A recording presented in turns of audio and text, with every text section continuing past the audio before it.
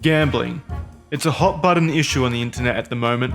Streamers love it, advertisers love it, hell, even the degenerates losing thousands of dollars for a quick fix love it.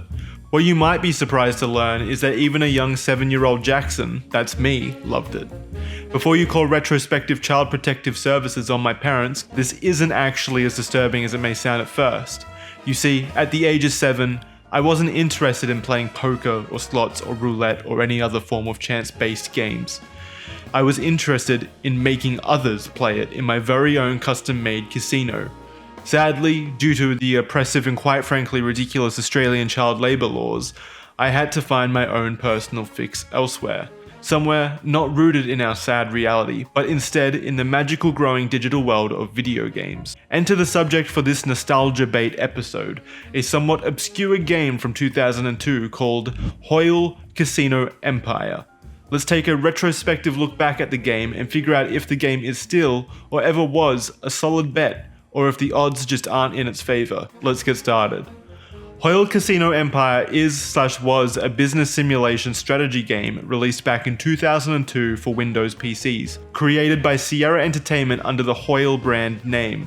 When I was younger, and to be completely honest up until just now writing the script, I was under the impression that these were licensed games for a legitimate casino franchise that actually existed in our corporeal dimension. You know, an actual place you could visit and lose money at. I had big dreams when I was 7 years old about how when I turned 18 I'd finally be able to visit my very own Hoyle Casino.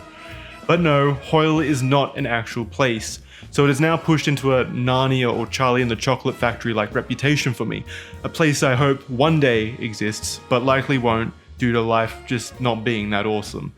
But it's not all bad. Even though Hoyle isn't really a casino empire, Sierra Entertainment utilized the name to create a bunch of old PC casino games where you could enter digital casinos and play games like blackjack, craps, roulette, various slot machines, and different varieties of poker.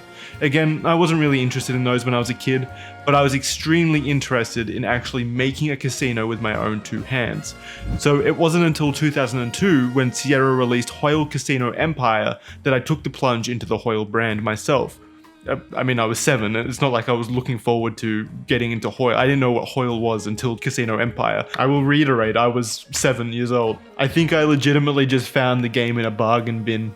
As a side note, while researching the history of the franchise, I discovered that there were 10 different Hoyle games, and 4 of them were just called Hoyle Casino, which isn't confusing at all.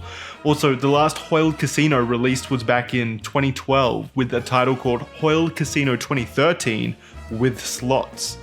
I think Hoyle was just too soon, missing out on great success as they would have excelled in the current Twitch meta if they could incorporate it into the digital world. It's not like that's even that far-fetched, as the IP is owned by Activision Blizzard from what I can see, as Sierra Entertainment was acquired by our good friend and moral guardian Activision Blizzard back in 2008. We're getting caught in the weeds with all these details though, when what we really want to do is jump back in time 20 years to see what the hell was up with this obscure game.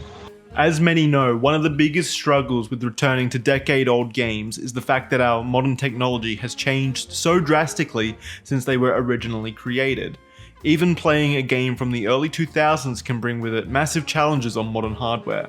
You gotta remember, this was a time period where the iPhone didn't exist, Fortnite was still a measurement of time, and gambling in video games meant a 7-year-old kid making a digital casino instead of buying hundreds of loot boxes on their parents' credit card. It was just a different world. Installing this game was not an easy task. I found a download link on an abandoned game website. It's usually a very bad idea to just download old games on random websites, but I had a taste for a really weird and obscure form of gambling, and I wasn't about to let the odds of a Trojan or malware stop me from getting my fix. I downloaded the game and installed it. So far so good. But immediately upon launching the game, I was met with my first issue. The download wasn't cracked, and I needed an executable file to launch the game safely, as they had done their due diligence and encrypted their game with some form of early industry DRM protection. Luckily, I don't think the internet was a thing back in 2002 if I'm recalling correctly. I think it was still being created in a lab somewhere at the time, so there was no online DRM checks, which is great for me. This would be a somewhat easy obstacle to overcome, as I found a cracked executable file directly underneath the other download, which I somehow missed the first time I visited the site. Crisis averted. It took 30 minutes to locate that file link somehow, and another 30 minutes to download the file, since apparently the website I was using was hosted in the middle of the Mongolian desert or something. No doubt to escape Activision suing them for hosting a game download link of what is technically now their IP. But finally, now I had everything I needed to get the game running. Or so I thought. Launching the cracked executable file opened the game for a brief second, but everything was corrupted, different somehow. By that I mean there was a purple filter over literally everything, and it would crash almost immediately if I clicked anything. No good. I had fallen for the game's evil bluff, and fallen directly where it wanted me to fall. After a little bit of research, I found a helpful forum thread where someone else had the same issue. I was now soul bonded with this person, who posted back in 2014. What was even more endearing was that the replies below actually included the solutions to my issue, somewhat a rarity in my experience with game forums. It would appear that I needed to download a program called DXWND. I don't know what that stands for, not sure what it actually does or why it hasn't yet won a Nobel Prize for solving my issue.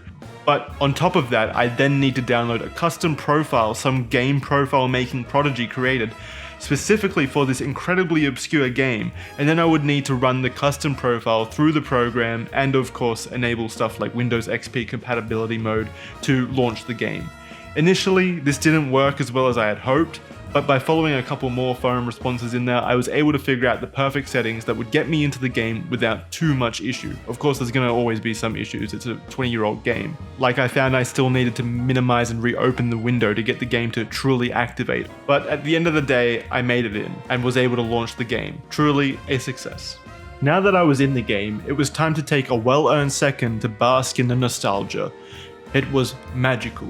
The memories of certain aspects of the game came back to me, memories I had all but forgotten from almost 2 decades ago. It made the hours of troubleshooting and getting the game working worth it.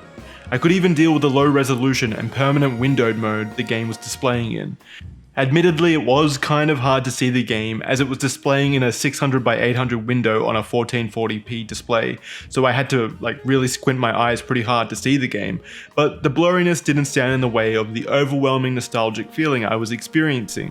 Now I could truly understand the basis for why people spend thousands of dollars on gambling. They're chasing the feeling of their first win, the rush of emotions and satisfaction they got when they tripled their money for the first time. This must be a similar feeling, surely, in a far sadder way, as I was chasing a feeling I wasn't even sure I had. For years I had been missing this piece of my childhood, but now, for the first time in a very long time, I had the chance to recover it and reconnect with my inner pit boss. To put it in gambling terms, I had a bad hand, but now I had pocket aces. I don't know what pocket aces are or what how that would apply, but I looked up terms that mean good things in gambling, and that was one of them, so that's what I'm going with. To sum it up and be serious for a moment, I was just pretty freaking happy to get the game running finally after wasting the majority of my free afternoon on it. Now, I was truly ready to hop in. There was only one button that I was really able to click on the main menu, Empire Mode. So I clicked away and was transported to an Italian mobster by the name of Buddy, who instructed me that I would be taking over his failing casino.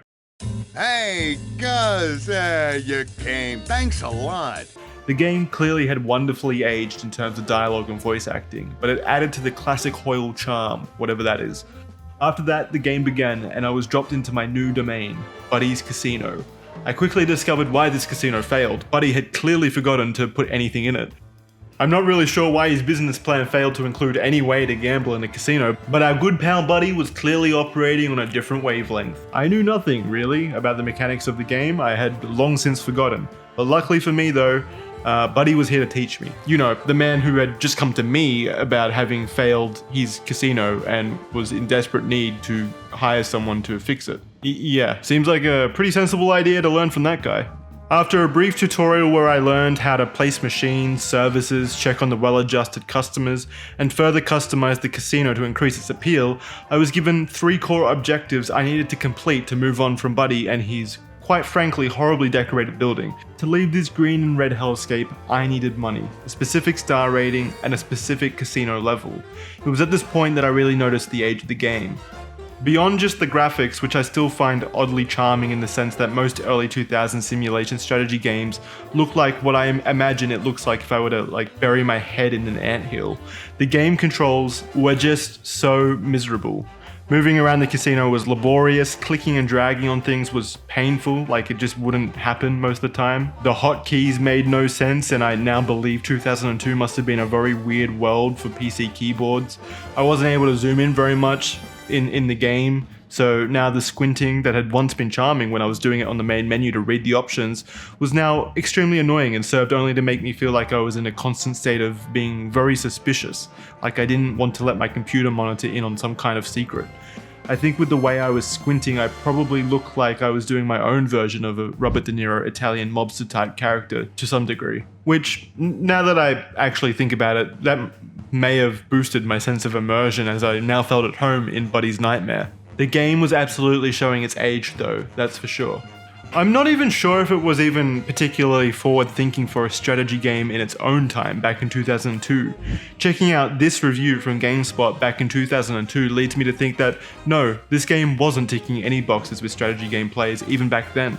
The reviewer notes, "Unfortunately, the game's interface lacks a lot of features that you'd expect from a game of this sort." Now, usually game reviewers aren't extremely trustworthy, but I agree with this brave soul from GameSpot, even if Hoyle fanboys disagree with me, that's if they even exist. It just feels very simple for a strategy simulation game of the era, compared to games like Roller Coaster Tycoon and Zoo Tycoon, for example. The core goal of the game is to drag as much money out of the customers as possible, so that they're always leaving with their pockets empty. In the game, they only really do this, or they really only play the machines and play at the tables if they're satisfied. This means, like any human, they need to be fed, watered, and taken to the toilet every now and then. I'm not entirely sure if that's accurate, since casinos are historically some of the most depressing places filled with the saddest people of all time, but it's a video game, so I'll let it pass. And it is nice to imagine a picturesque world where people are happy to have spent their life savings on gambling, as long as they were within walking distance of a toilet. What's frustrating is that it's somewhat annoying to actually gauge your customers' satisfaction and where you can improve things to boost their satisfaction.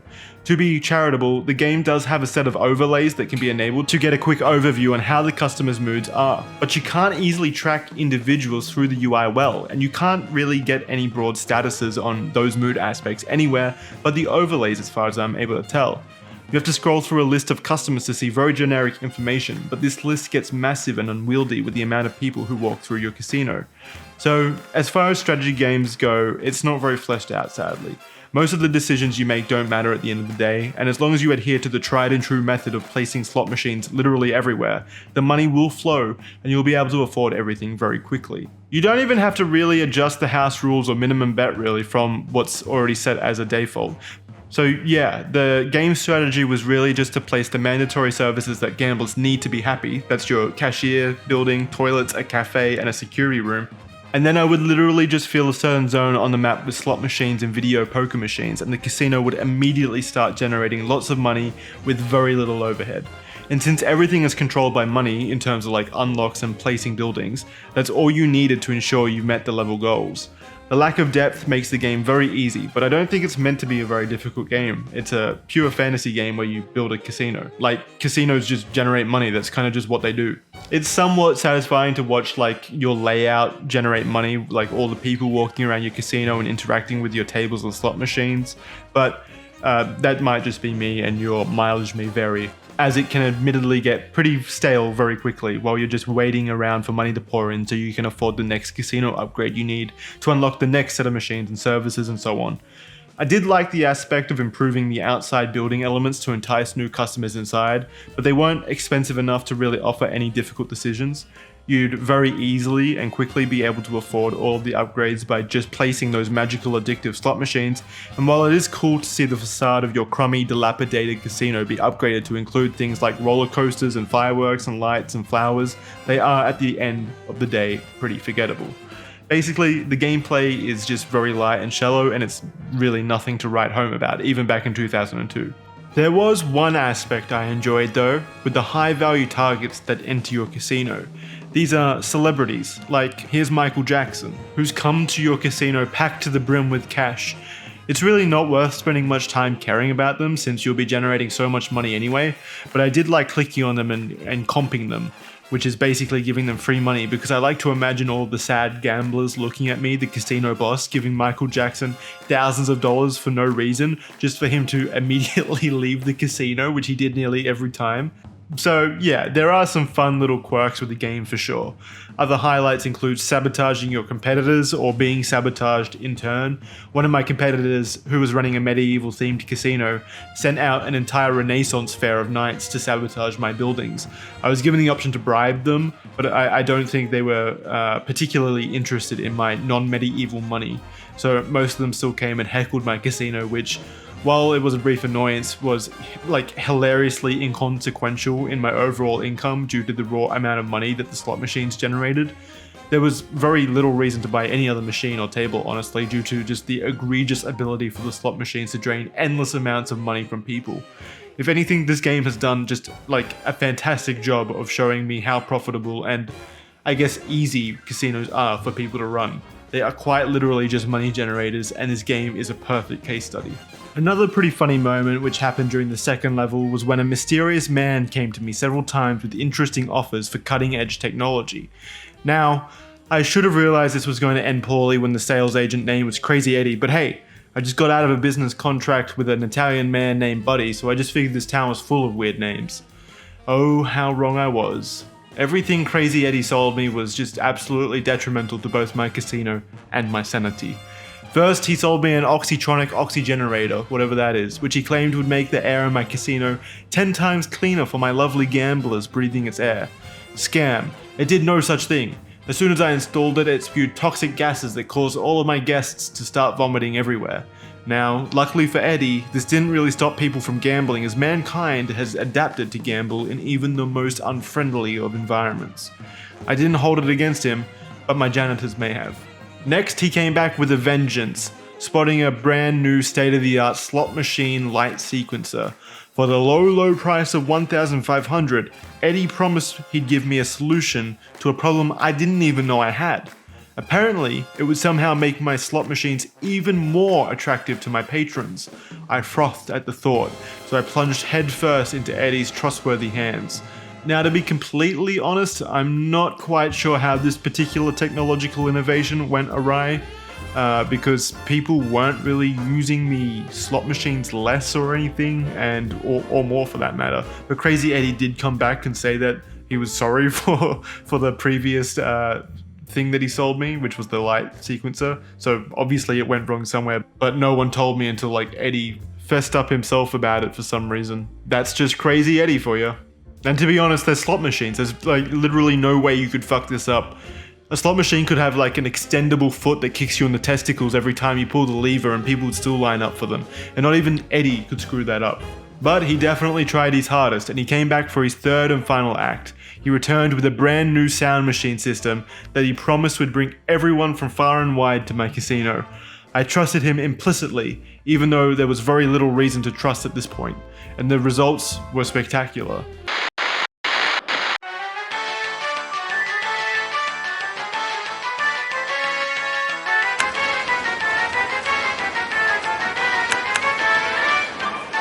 Immediately, the sound system malfunctioned and caused the speakers to play old-fashioned music endlessly, including for me. Eddie had gone too far. There was pandemonium in the casino now. People were crying. They were snapping out of their gambling sprees. They were realizing how unsatisfying gambling truly was, and they were leaving in droves. I scrambled to remove the system, and luckily for me, the system stopped working somewhat quickly by itself. Now, you might be wondering why I would keep accepting Crazy Eddie's wacky offers, and to be quite honest, I don't really have an answer. I guess in some way, I just wanted to see the world burn.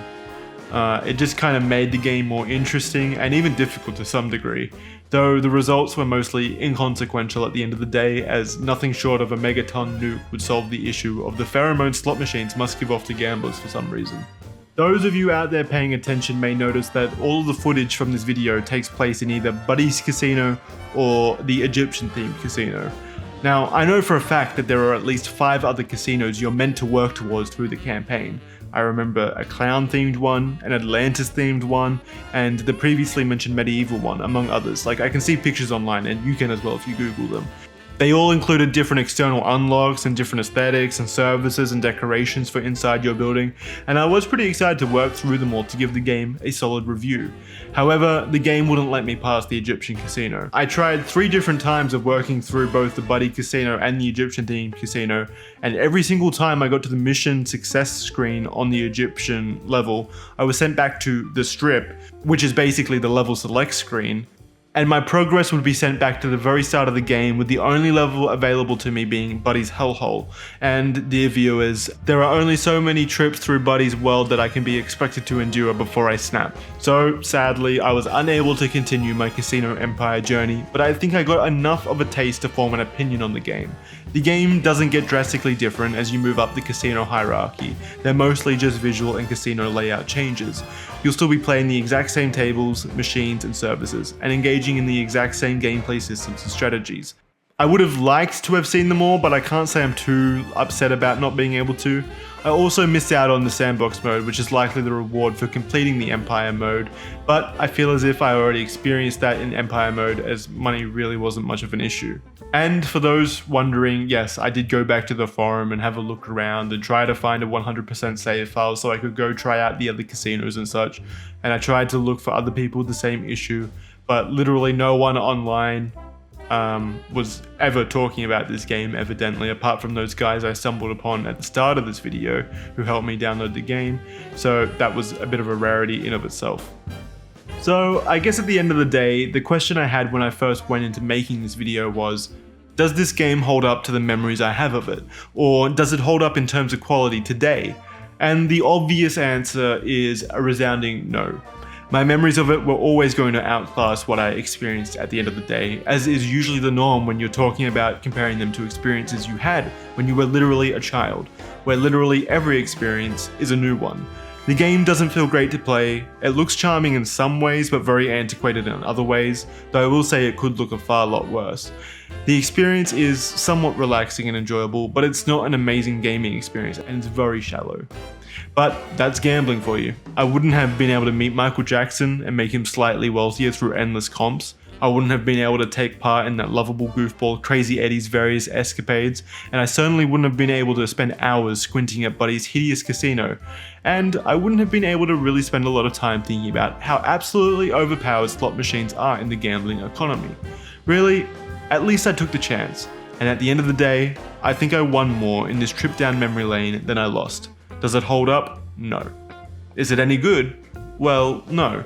But would I recommend this game to you? No.